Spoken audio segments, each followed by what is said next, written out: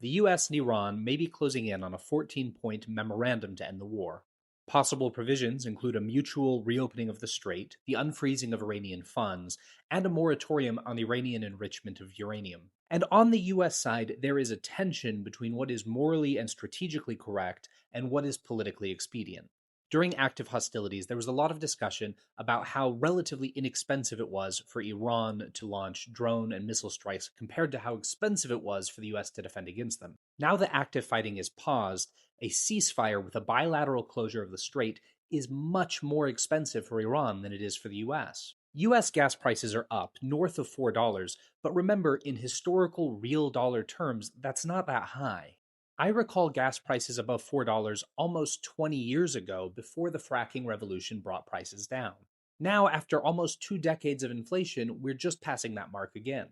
Iran, meanwhile, is facing an oil production crisis as storage facilities reach capacity. If they're not able to move oil soon, then the industry will collapse. So the status quo, a ceasefire with a closed strait, is far more painful for the Islamic Republic than it is for the United States. And don't forget, the Iranian military has been hit hard.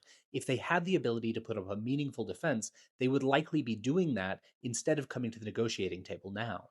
But with midterms looming, Trump and his advisors are eager to wrap this thing up. The administration did a poor job at home and abroad of articulating why this war was necessary. It was a case that could have been made, and they failed to do it. They lacked message discipline and failed to present a united front even from within the White House. And of course, it came on the tail end of theatrics over Greenland that alienated allies who could have been coalition partners. With Trump already behind in the polls, rising gas prices, even prices that aren't high in historic real dollar terms, could be enough to force the administration to settle for a Pyrrhic victory.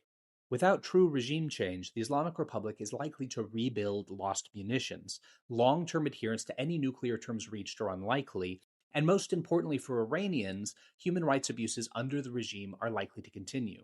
My hope would be for the administration to hold out long enough for the full effects of a US blockade to play out. Then, from a position of maximal leverage, Tehran may be forced to make more concessions, not just on weapons programs, but also on human rights.